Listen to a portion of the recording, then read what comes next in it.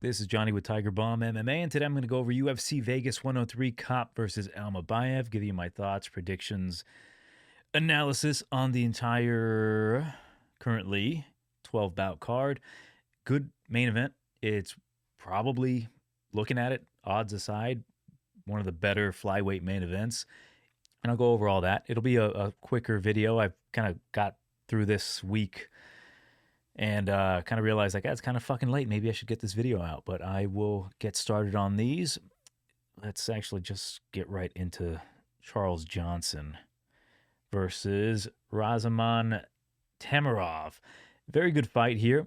We got Charles Johnson. He's plus 100 currently, allegedly. Let me make sure because I keep seeing nothing but energy tickets, and the the odds don't change. And like he's still an underdog. No, I guess he's a pick'em right now, minus 110. So anyone who picked and bet on Johnson, good for you. Temirov. Okay, to get started on Temirov, he's small. He's 5'4", but he is just a bundle of joy when it comes to the striking. He's a knockout artist. He has a background in what is it? A master in hand-to-hand combat. Sounds really fucking cool, but when you see him fight, he's no master of anything. He probably master on knocking motherfuckers out, but he overswings. He's very small. He's very short, but he's so fun to watch, right? And he's going to be fighting Charles Johnson. He's much taller guy. He's fought the better competition. Charles is a perpetual ball dropper in my eyes. I think there's ways to easily beat him, but as of late, if I'm being honest, he has leveled up enough for me to be a little bit more confident in him. What does worry me is that I can see him getting pressured. Temirov, he's going to have a significant reach disadvantage by 7 inches. So he's going to have to pressure, move in close. Temirov is not opposed to wrestling. I have seen him wrestle at times where he doesn't necessarily have the ability to land cleanly. Johnson may be one of the better strikers in that division, although I do rate his striking a little bit overrated in my eyes. But with the reach advantage, the output, the teeps, the straight punches, and all he has to do is just avoid those leaping punches of Temirov, and he can win this fight by a decision. I don't know if he's going to be able to knock out Temirov. There's so much danger in this guy, meaning that when he is whiffing these punches and he puts himself way out of position as he's like leaping forward, Johnson might feel that wind and just be terrified. And Johnson's chin isn't what I would call stellar. The dude essentially got knocked out by that Azamat Maxim dude. He ended up winning that fight.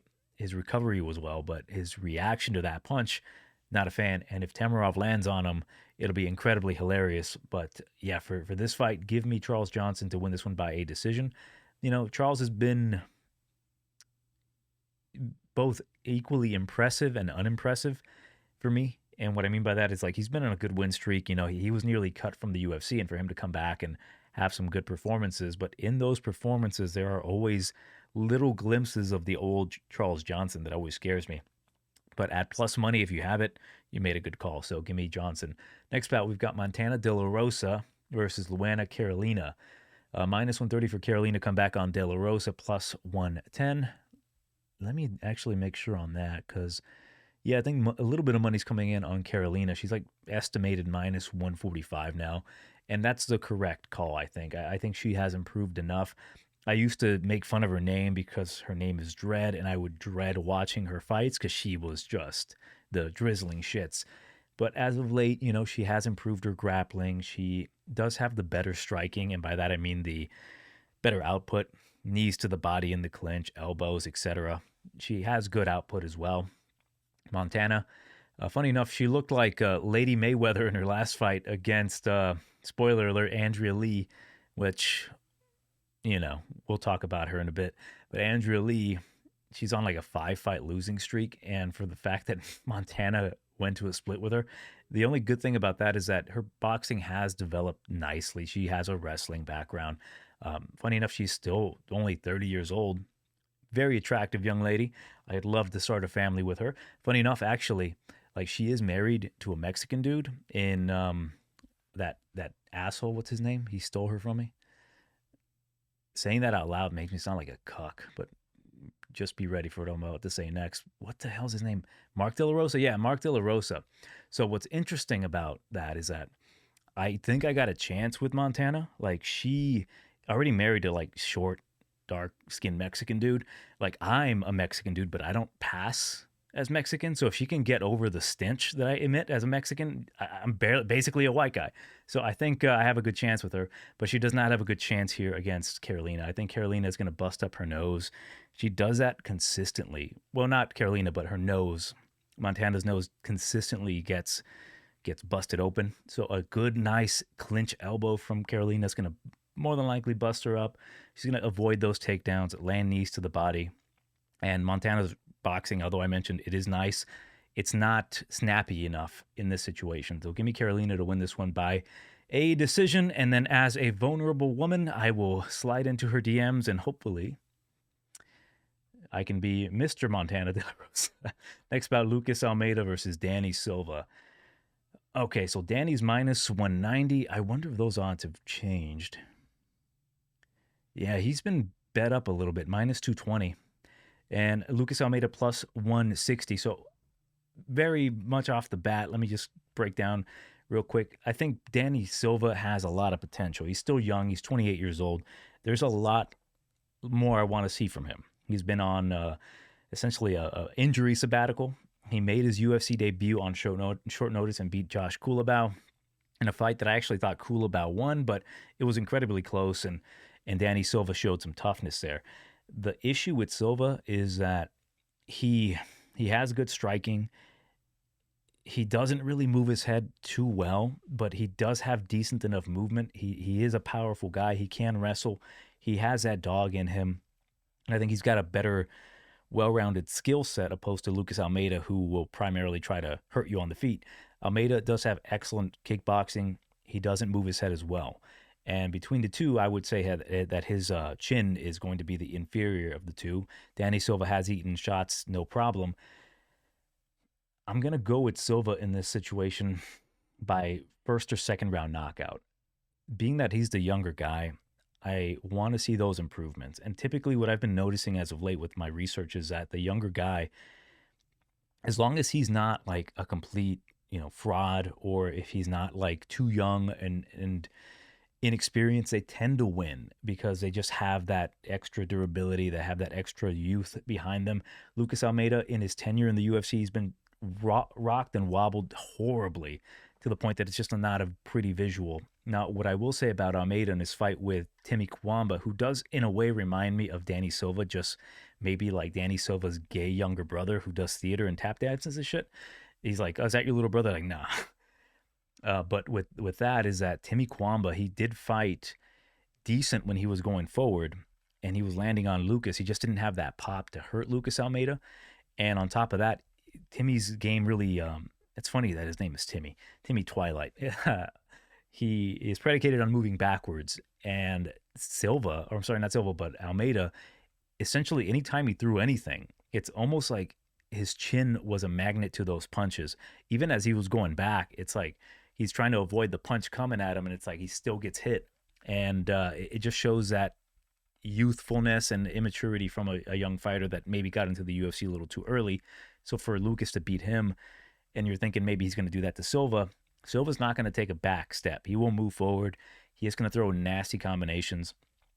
Give me Silva by first or second round knockout. I'm not thinking about betting Silva at this point. I just need to see more from him. He's just been so inactive. And even with that inactivity, he could definitely make leaps and bounds. And I usually say this when a guy gets that UFC money, things can change dramatically. Now, I do think that his original opponent, when he was supposed to fight prior to the injury, which is Dennis Bazooka, I would have blasted Danny Silva. You could have told me Dennis Bazooka will come in there with a knife. He's going to maybe even like a shiv under his tongue, and he's going to stab Danny Silva. I've seen it. I even show me pictures from the future. I would still take Danny Silva to beat the shit out of Dennis Bazooka. In this fight, though, a little bit more danger. Still give me Danny. Second round TKO. Next bout, Andrea Lee, as I mentioned aforementionedly. She's currently on a 5-fight losing streak. All right, so where is JJ? She's minus 200, minus 210. She's dropped the ball on many occasions in that spot where she's the favorite.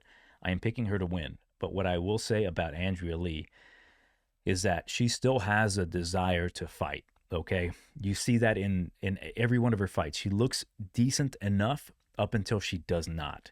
And what I think about that is that in training, you might feel amazing, right? You're not throwing live potato rounds at each other.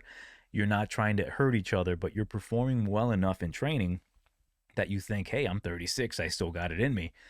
But when you're out there and the fatigue hits you and it's weighing on you that you need to win this fight to get your paycheck, the second part of your paycheck, your win and show money, and you're tired and there's someone out there kicking you to the body and taking you down, you start realizing like this person doesn't have it. And I've seen that in Andrea Lee, where she just kind of folds, and that is that youth escaping her body. JJ, not much of a fantastic fighter to look at. She does everything pretty basic. Does have a taekwondo background. She can grapple. She's more than likely going to be the stronger of the two. Now, Andrea, she is still very dangerous and wily. She is very highly skilled kickboxing and jiu-jitsu. As long as JJ is smart here, which I don't trust her to be, she should win this one by decision. So it's not like a free parlay piece. It's not Andrea Lee going at a business sale. There's still a good chance that Andrea Lee could win this via fluke, because that's the kind of fighter JJ is. But more often than not, she doesn't really pull a stunt. So just give me Aldrich by a decision. Next bout, we've got Douglas Silva de Andrade versus John Castenada. The odds currently have that John Casteneda has been pushed up all the way to like minus 275 and Douglas plus 225. Now, I don't condone putting John Casteneda in every parlay. I like saying that because I understand, for those of you, I'm a big parlay guy myself. I like taking a more or less sure thing, which I think Casteneda is, but boy, is he not a scare in certain fights, right? He does tend to play around a little too much, in the sense, not like a Randy Brown or even like a John Silva, where he's playing all the fucking time. But John Silva's there to take your head off. He's there to misguide you, mislead you into thinking he's your buddy, and then he's like destroying you. What John does is that he doesn't throw enough output, or not output, I'm sorry. He doesn't throw enough volume with power. He does throw volume, but it's like pitter patter. It's almost like he is sparring, and they've said that on multiple occasions in his fights. And this guy, it's not like he doesn't hit hard. I think what ended up happening is when he fought Willie Cat, and he did mention that he was sick at that time, that because he was throwing hard, trying to knock him out, and literally he dropped him a ton of times with power. I think that correlated in his brain that if I throw everything with power, it's going to gas me out sooner, and I don't want to be gassed out, so I can maybe get knocked out by a guy. So in his previous fights, he's not doing enough with the power. He's not kind of putting stamps on rounds. He does hit enough from the outside. He's essentially point fighting, but he can wrestle. He's the younger guy. I think he does have every adequate skill to beat Douglas Silva de Andrade currently, because he's 39 years old, and the fucking dude looked awful in his last fight against Miles Johns. Johns barely threw anything, and Douglas obliged him by doing nothing. He looked utterly stiff. He looked slow, and he's a 39-year-old bantamweight. Like, that's going to take a toll on him, and maybe he's not on those designer, meds anymore.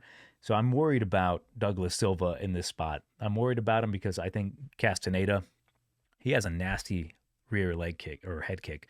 If that connects on him, he can knock him out. But to me, I'd rather pass on this one. I will take Castaneda by a decision, knowing his history, where he's not that excited to try to get a knockout, especially against a knockout artist, where the biggest threat to Castaneda is him engaging him up close. Give me Castaneda to use proper lateral footwork, kick him to the body, kick him to the head, use some good 1-2s, just fundamental boxing to get him a pretty boring decision. Yeah, next bout, we've got Ricardo Ramos versus Chepe Mariscal. So, yeah, interesting at featherweight. Chepe Mariscal, minus 420. He shouldn't. He's minus 500 at this point, which sucks because, he's going to beat the shit out of Ricardo Ramos. So, Ricardo Ramos, before I talk about Chepe, because there's a lot to break down about Chepe specifically, what makes him the fighter that he is. But with Ramos, he's incredibly talented. He's got great jiu-jitsu. The dude is dynamic on the feet, spinning back elbows, spinning back kicks and shit. Good wrestling. He's big for the division, 5'9". He is fast. He is still young. He's 29, and he is training currently with the Fighting Nerds, which is always a good sign. But what Ricardo doesn't have, he can have the talent, he can have the skill, he can have the strength, but he does not have the heart, the grit, or the determination. He's not a type of guy that will go to war with somebody. He is perfectly fine giving up and tapping out. Now, you cannot unteach that in one training camp, okay? What Chepe does have, he has the opposite of Ramos. Ramos has the talent. Chepe has the hard work. He has the hard work, the grit, the determination. He could be losing a fight. He puts on the afterburners. He just puts on the volume, the grit, the nastiness. What separates Chepe from different fighters in the UFC, even those fighters who have that grit and that nastiness, that meanness, is that Chepe actually has pretty high fight IQ. And there's little things that he does. And little shit that I like to notice, like shit that I saw even with the head of the Fighting Nerds and Caio Borralho, he would do little things that made me think this guy could be a potential future champion, and they weren't even that big. What Chepe does, it makes me think that this guy could probably contend for the title or even get incredibly close to the top 10, top 5, is that whenever he has the opportunity to hurt you, whether it be in situations where maybe one cannot even get hurt, he's doing some form of damage. For example, if you look at his last fight where he completely just dog walked Damon Jackson, even when he was losing moments, he was still beating Damon Jackson, meaning that he had his back taken. He was still beating Damon Jackson, even though he was losing. There was moments where, he had Damon in the clinch. He would get reversed, get pushed against the cage. He's slapping the dude's ears. He's physically doing something for the judges to look at, right? You don't just accept the position. Even on the mat, when he was getting into like exchanges with Morgan Charrier, who I was high on in that fight, he, at any moment, like they were on the mat, he gets any bit of top position, even if it's momentary, he is landing shots on him. He's vicious. This dude is incredible to watch, specifically for that. As a judge myself, he does everything I would love every regional fighter, every pro fighter that I have ever judged to do in situations where it is a close fight. He just separates himself. So little things like that is why I think Chepe is separated by that grit, determination, and he is highly skilled. Black belt in judo and a brown belt in jiu-jitsu. He has the wrestling. This guy is going to break Ramos. We saw Ramos not love those low kicks from a dude that's kind of harmless in Culibao. Chepe is going to kick the shit out of Ramos. He will eventually break him. I'm very confident that Chepe is going to win this one. I think he's going to get his first UFC, well, maybe technically third if you want to be technical about it. I was going to say first TKO via strikes, not like him bitch tossing Jack Jenkins and breaking his arm, which is awesome. But in that fight with Jackson, he pretty much TKO'd him in the third round. He was on back mount, just pounding away. It was literally Chepe trying to get himself a better position. Like he had stopped for a brief second to maybe adjust himself. Had he kept throwing punches randomly, they probably would have stopped the fight. So to me, that was a TKO, but I do think he's going to finish Ramos. I think he will break him with that pace that he had, Chepe, that is. If he does that to Ramos, as long as Ramos doesn't throw a spinning back elbow and catch Chepe is still gritty, unless a weird act of fucking God does not cause Chepe to lose via some weird anomaly, like a toe break or fucking cut to the forehead that's bad. Something goofy like Ramos throws a kick and his pinky toe is not cut all the way down and it just slashes him in the head, shit like that. I think Chepe is going to break Ramos in a way that Ramos will just cover up and just take the L, just to spare him from damage. So give me Chepe to do it in round number 2 or 3. I think Ramos is very good early, but when that fatigue and when that pressure starts getting to him, he does crack. Next bout, we've got Danny Barlow versus Sam Patterson. Minus 305, is that correct? Actually, he's gone down, so people are betting Patterson. It's Danny Barlow minus 285, okay? And Patterson is plus 125 or so. I'm sorry, plus 225. So very simply put, because I am going to take Barlow, there's not really much to add to it because we kind of understand if you know the sport and if you know these two fighters, you kind of get what the talking point's going to be. Danny Barlow, he can dunk a basketball, and Sam Patterson cannot. Thus, Danny Barlow is going to dunk them balls on Patterson's chin. But more realistically, it is Sam Patterson. He is nothing but technique. He is hard work, right? He is very similar to the matchup below us, where it is the hard work of Chepe, the guy who has those black belts. Sam Patterson has that. He moved up in a weight class. He's stronger in this weight class. The problem with Patterson is he does have an off switch. He has been knocked out. He does get rocked. Mind you, mostly at 155, which for his frame, 6'3", not the best look.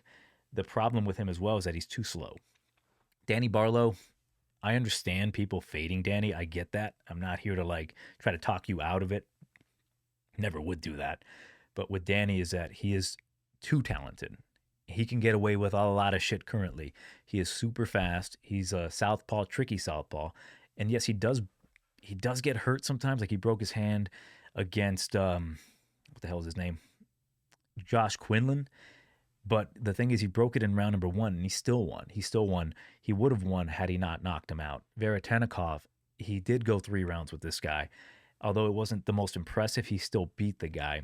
I do see that Danny needs to work on a couple things. You know, he's not the most well-rounded guy. If Patterson were to get him to the ground, it would spell some trouble for him. But with Danny being so explosive, so quick, I think it is going to be Danny knocking him out. Patterson leaves his head always up. His chin is always sky high. And if Danny connects on him, he's going to hurt him. If he doesn't knock him out, I do like the maturity that Danny shows in not going absolutely fucking crazy and trying to get a finish when, say, for example, he hasn't really hurt his opponent. But when he does hurt his opponent, he will go nuts at that point.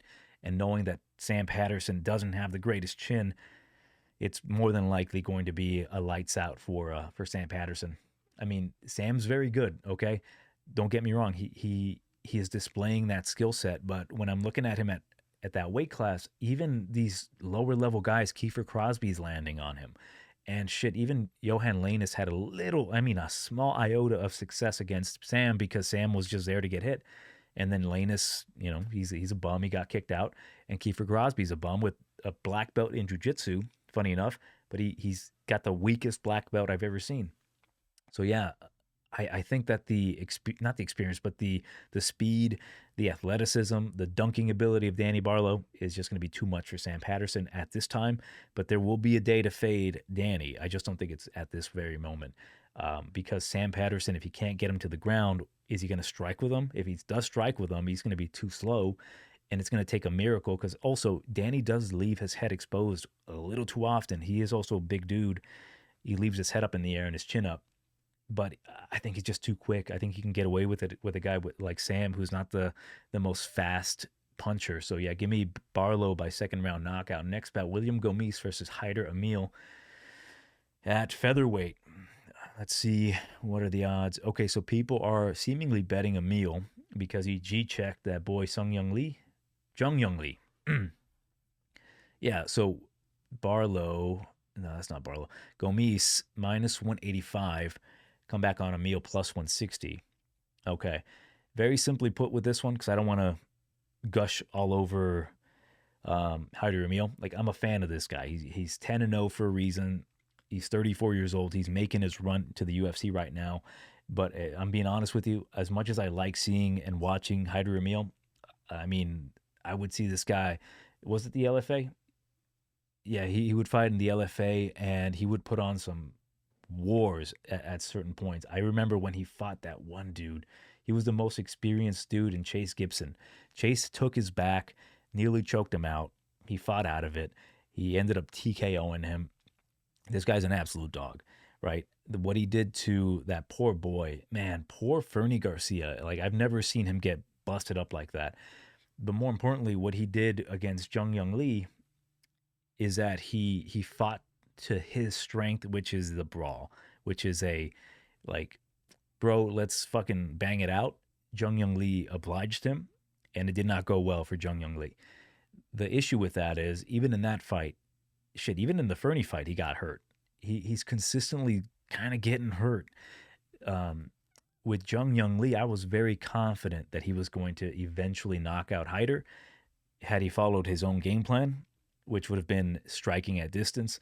Hyder, he took a counter right hand, I believe. His eyes actually rolled to the back of his head for a moment. I think that gave Jung Young Lee some false confidence.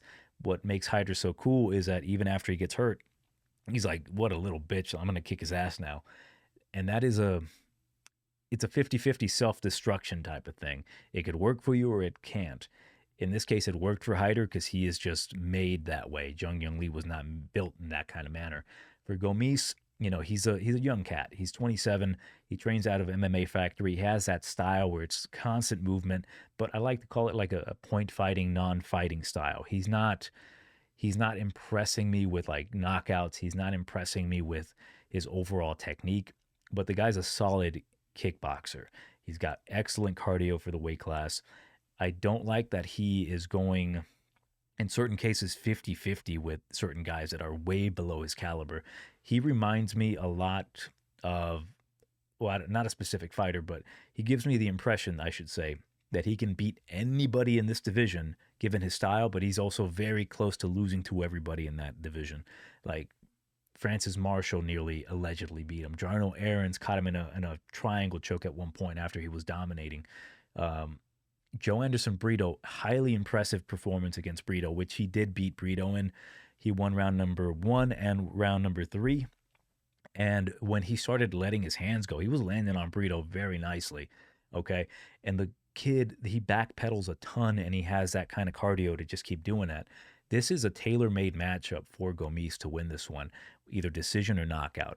Okay, Hyder's an absolute animal. At any moment that Hyder is not knocked out cold, Gomis will be in consistent trouble, meaning that Gomis is going to be backpedaling all over that cage. And Hyder's going to be following him, cutting him off, throwing strikes. The only problem is that Gomis, despite his elusive style and not a whole ton of power, it does not excuse him from potentially knocking out Hyder. It's just the speed advantage, the height advantage, the dynamic ability, the blackness of Gomis is just going to be a problem for Hyder Amil, who is not the most, uber athletic. He's strong, he's tough, but a flying knee might come up there and knock him out. It's going to be an interesting fight. I'm excited for it because I actually like both guys. I like Hyder more, but I respect and understand the style of William Gomis, where he's consistently making money on dudes, right? Like, I would take him to beat a lot. When I heard he was going to fight Brito, I'm like, yeah, Brito's going to have a lot of trouble with this guy because he's always moving. And the fact that his grappling game has improved enough to avoid getting submitted by Brito, whether you want to bitch and say, hey, he got caught in that first round. Had there been 10 seconds left in round number 1, he would have been tapping. Too bad it didn't happen, though. Too bad it was only like a few seconds, a little too late for Brito in that case, but he did dominate, I would say, at least half or over half of the round on top, which to me, that's impressive on Brito. So yeah, give me Gomis to win this one by a decision. Next bout, we've got Austin Lane versus Mario Pinto. Pinto el Tinto, as I call him. If you know, you must be Hispanic. But minus, what is he now? Minus 450. Jesus, for Mario Pinto. And I wonder, I am highly curious if people are betting Pinto primarily because of his Contender Series knockout over that Lucas Camacho character. And I understand Austin Lane is fucking whack, but, he's the younger guy here. Just given the attributes, right? He's fighting Austin Lane. It should be a given that he should knock him out. As long as he knows how to stuff one takedown, I think he should be okay. Austin Lane, to me, never really belonged in the UFC. I thought when he first came in, he's a big, tall dude, 6'6", 80-inch reach. He should be able to beat a guy as inconsistent as, Justin Tafa. He gets knocked the fuck out by Tafa. Well, the eye poke first, and then he gets knocked out by Tafa. He was looking better against Denise, but he gassed out. Deniz was able to stuff his takedowns after round number 1 since he got tired, slash his opponent and Deniz got wise to what he was doing, because he's not taking guys down with technique. He's just bulldozing them over, NFL style. And with Pinto, what Pinto does well is everything. He's got good, actually excellent cardio for heavyweight. He has patience. This guy has very good fight IQ. He has good boxing, good kickboxing, surprisingly good takedown defense. You know, I saw a couple of his fights outside of the UFC, as you know, you absolutely should, to get a better understanding about this guy, Mario Pinto. But one thing that stood out to me was in his interview in the Contender Series, he was talking about how he was 3-0 as a heavyweight, and people were talking to him about, like, yeah, you got to go to the UFC. I think you're ready. But he himself was like, I don't think I'm quite ready yet to go to the UFC. I don't want to rush things. And to me, that was the wisest thing he could have done, because in his catalog of work, you could see everything you need to see for him to be Austin Lane. He has the ability to get back up. He has good hips, just pops right back up. He can work against the cage, reverse. He has good low kicks. He's got a very good jab. He stays patient, okay? And his hands are solid. We saw that counter check hook against Camacho that knocked him the fuck out. And with Pinto, what I am expecting from him is to put on a mastery performance against Austin Lane, where he may not necessarily be dominating the first round. And I like to say this, just because he's not winning the first round doesn't mean he's not going to win. He will win this fight. Eventually, sure enough, either it's going to be a dominant 29-28, or it's going to be a second or third round TKO. Granted, yes, he can come out here and knock out Lane if he comes in here like a moron, but I do think it's going to go over. I think he will eventually get him out of there. I'm going to predict round number 3. And primarily with Pinto, there's a couple matchups that he had. Maybe not the best fighters, but good looks and good bodies that he fought. He had fought a dude named Castenada, short, stubby dude, maybe 5'10", but he was jacked, strong, and able to get Pinto down. But he pops right back up. That was a 5-round fight. This guy has 5-round cardio. And if he decides he wants to put on that pace immediately, he is going to tire out Austin Lane, because he has zero wrestling technique and he will look to wrestle here. Okay? He doesn't have the defense of a Mario Pinto. And if he does gas himself out going for that takedown early, I can see Pinto knocking him out early.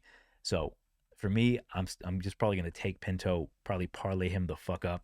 Very square bet of me, but I will more than likely also look at the rounds, maybe over 1.5, round number 3 TKO. I'm feeling good about Pinto here. I think he is a future prospect in this division based off of what I'm seeing outside the UFC. There's a fight against a Benjamin Sahik where he actually got hurt. He had some adversity. He pops right back up. This dude was looking to grapple him very much like a Walter Walker style, trying to take his legs and shit. And he handled him well. He eventually TKO'd him in the 3rd round. So yeah, give me Pinto in this spot. I like what I'm seeing from this guy. And for Austin Lane, I thought he should have been cut after that horrible performance against Despain, where even Despain was stuffing his takedowns, and he has zero grappling ability. Just that Lane, well, not Lane, but Despain just essentially made a mistake and kept falling to the ground. Next bout, we've got Nasrat Haqparast versus Esteban Ribovics. And we've got Nasrat is the dog currently. He's plus 235. Come back on Ribovics is minus 275. Okay, there's not going to be a secret. I'm going to go with Ribovic to go and more than likely get a finish in the later rounds. I'm not confident about the finish, but that's what I want to see. I want to see a finish from Ribovic, especially at nearly 3-1 odds. He should come out here and put a beating on him. But I don't necessarily think that's going to be the case. I think Nasrat is tough enough, smart enough, and he's improved enough to be able to stand and bang with Ribovic. And by stand and bang, I mean just play a smart kickboxing matchup. This is going to play primarily on the feet. The issue with with Haqparast is that he doesn't really provide much more other than the striking. He can get away with it, right? He beat a guy like Jared Gordon. To me, though, it wasn't the most impressive performance. It was a very close fight that could have gone to Jared.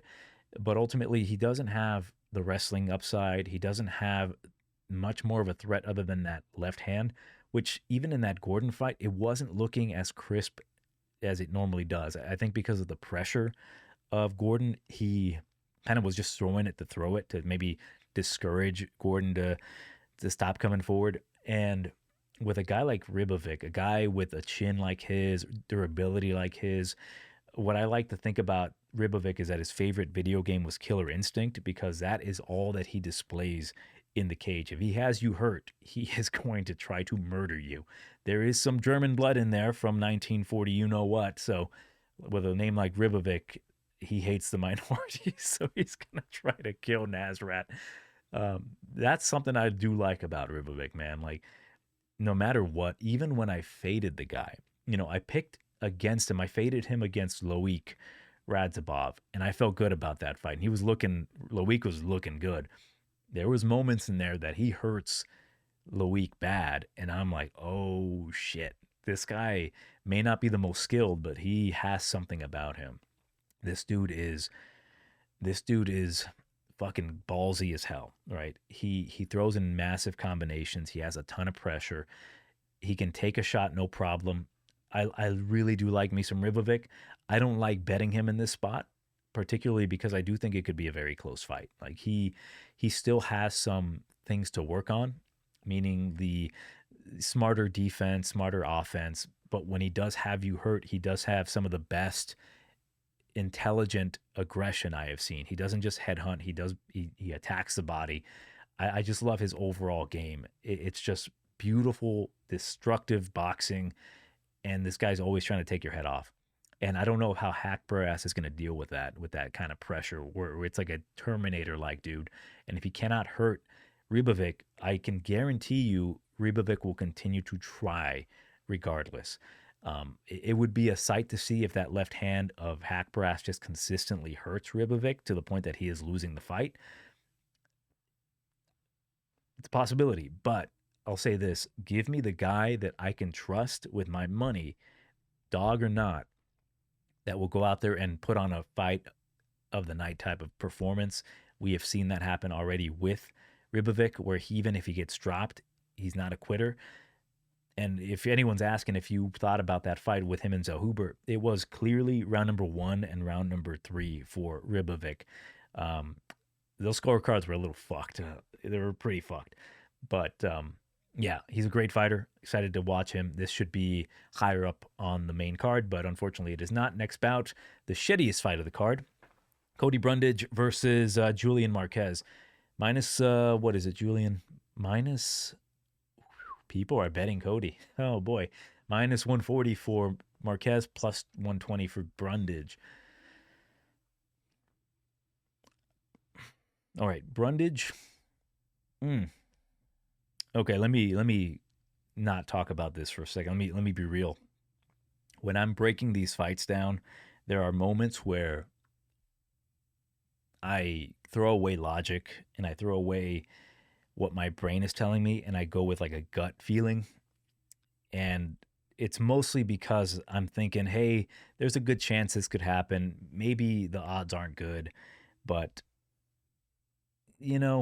I'll take a shot on him. Like I did that last week with that bum loser, Rafael Cerqueira. I picked him to win, even though I'm like, this guy's a bum. He's a bum beater. But hey, he might look better. And to my credit, he did look better. He landed some good shots on what's his name? Bukauskas, that surprisingly Bukauskas didn't go down. But ultimately, yeah, I went and picked him just for like experimenting. My brain is telling me Cody Brundage should beat Julian Marquez, right? He is a dog. It's just the writing's on the wall for me, okay? It's saying, hey, put money on Brundage. My brain is like, this is a good bet. Like Brundage is known to either get a finish in the first round. He's got the wrestling. He has some decent power. Anytime he's fighting a guy that, may not be the most athletic or the most dynamic, a guy he could wrestle, he can probably win it. But fuck my brain. I'm not going to pick Cody Brundage ever, even if I think he's more than likely going to win this fight. And that's just my prerogative. I don't like Cody Brundage. I've never liked Cody Brundage. The guy's a quitter. And to me, that puts him on that like shit list for life, right? When you do it one time, especially like I had money on what's his name, Malkoun. And granted, Malkoun fucked up. He did hit him in the back of the head. It was just how he reacted to that shot. I'm like, you know what? Whatever. And then he goes on a nice little one fight winning streak where he TKOs Zach Reese with the slam. And then the Bo Nickel fight, it's like, okay, he's showing some improvement. Like with Cody, he needs to have confidence in a fight. And when he has that swagger, you can see how good he can look, right? But when he's not having success, similar to like Ricky Simone, like from last week. If he's not having success, sometimes he doesn't fight. What a great time for him to start fighting, because he knocked the fuck out of Basharat and it made my day. Like, this whole fucking month was incredible after that Basharat knockout. But with Cody, he will revert into a guy who is just there to hope to God something happens where he can take over. He doesn't force shit. He doesn't make things happen. He doesn't have that dog in him. And we saw that with Razak Al Hassan. Brutal. He got hit to the back of the head. I think he could have continued. Okay, one time is okay, whatever, but 2 times, man, I cannot. Julian, I'm not here to give you any ideas that I think he's going to win, but let me explain. Julian had a pretty severe shoulder injury. I had to go back and listen to the podcast with him and James Lynch, and he's talking about he thought he would never fight again, right? Ever since that, he recovered and came back, fought Maki Pitolo.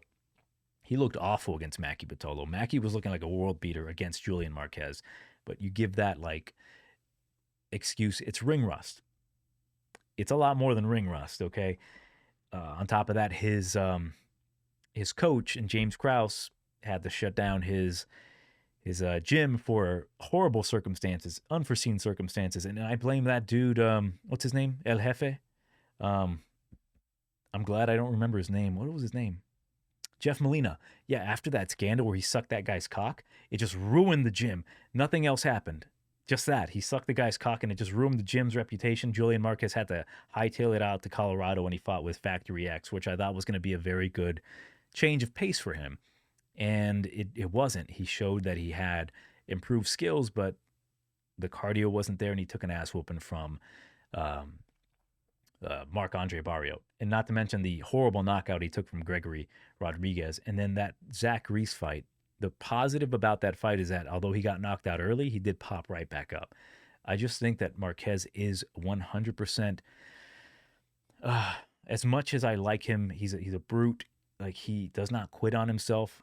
Although I am seeing glimpses of that happening more, he has that ability to like land and hurt you. He is currently at the MMA lab. I don't like fighters that keep moving up and around and all this shit. And knowing that they were both at Factory X at a certain point, I do wonder if, they had rounds together. So I'm curious if Cody might come here a little bit more confident. It's just that if Cody does not get a finish, if Cody, for whatever reason, faces any bit of adversity, this dude will cocoon up and just mentally check out. You go back and you watch that Sadiq Bumass fight where every fucking buddy and their mom was on Cody Brundage. He's like, this is the easiest fight for Cody. And I'm like, no, Cody sucks. And then Cody gets out-wrestled and broken mentally in that fight. So for that reason, fuck Cody Brundage. I'd rather take 100% of an L and get made fun of on the internet for being like, oh, I can't believe you're taking Julian Marquez. He's washed. And he gets... Man, actually, now that I think about it, it was Julian Marquez fucking up against Miley Cyrus, dropping the bag. After that, his soul left his body, and he's been fucking washed since. But even then, give me absolute cuckery Julian Marquez, who I actually like as a human being. He seems like a really nice guy, like super nice. Very good beard as well. But yeah, give me Julian Marquez to come back in the second round after Cody completely pulls a fool out of himself. And let me make myself clear. If and when Cody fucks up, right?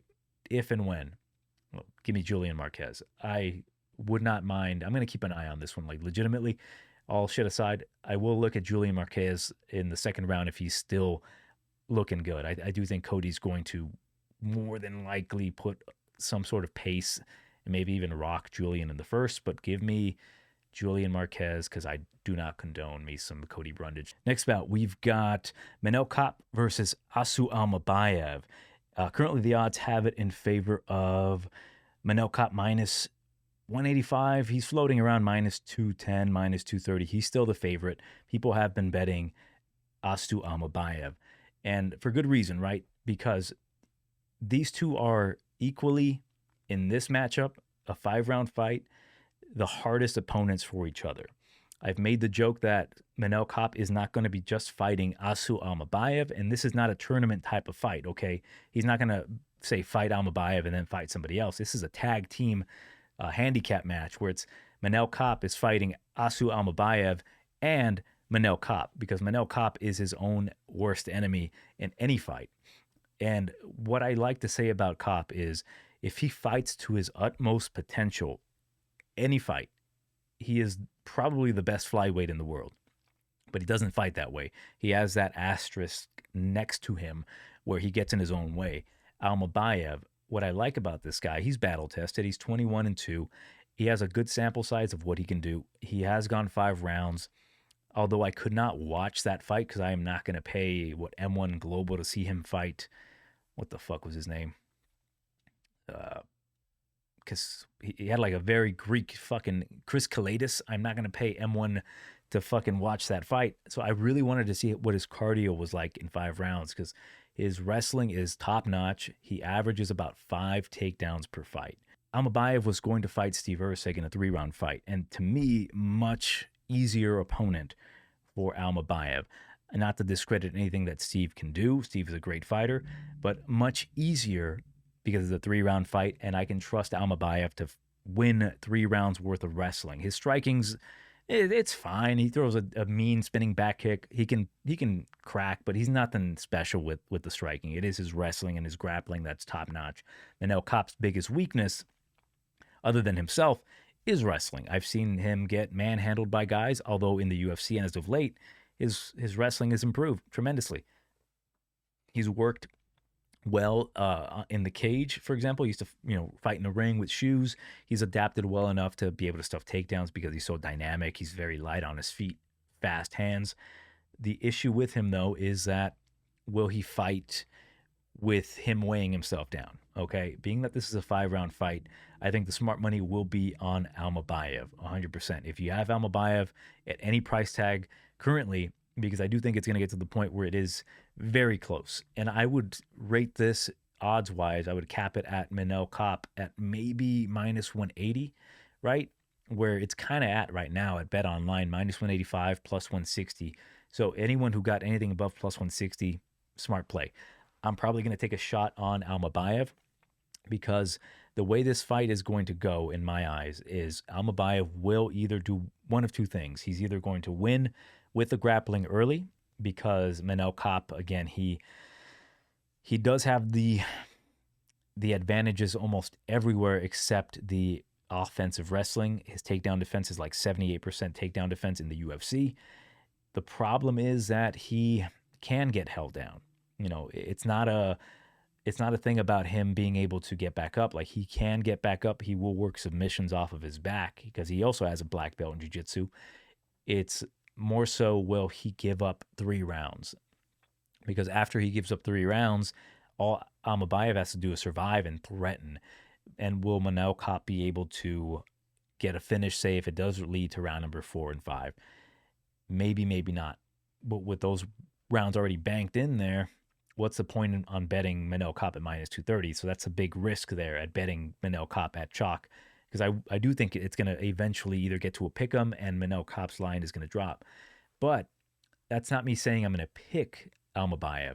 I have a lot of questions about the guy. Will he be able to out-wrestle Manel Kape, a guy who is going to make him work for those takedowns, a guy who's going to make him whiff and reattempt? And I know Almabayev can do that. He can continuously go for takedowns, but will he be able to get them consistently on Manel Kape to hold him down as Manel is threatening off of his back? It's a double-edged sword there because Kape, if he stops, say, fighting and he's not having success with these sweeps, it's going to be an easier moment for Almabayev. But when I see the fights with him, like, this guy is going from fighting the CJ Vergara's, where even CJ at a certain point made him exhausted in round number 3 because he couldn't finish him. And CJ just made a big mistake, and he could not get any offense on Almabayev. In the 3rd round, he tries to go for a flying knee, falls over, gets taken over. Jose Johnson had really good moments, but I'm going to excuse that because Jose's just a freak, 6 foot tall flyweight. Nicolau was dangling off of Almabayev's neck, and it does show that Almabayev has good sub defense. If Kape can get him in a guillotine like that, even if it's just threatening, that's a good sign for Kape. And I'm going to go with Kape by a decision, possibly either a later TKO, because again, as I mentioned, if Kape fights to his highest potential, okay, he was going to fight Royval, which was a much different fight. So they're equally out of depth with their training camps, but they've had enough time to kind of adjust.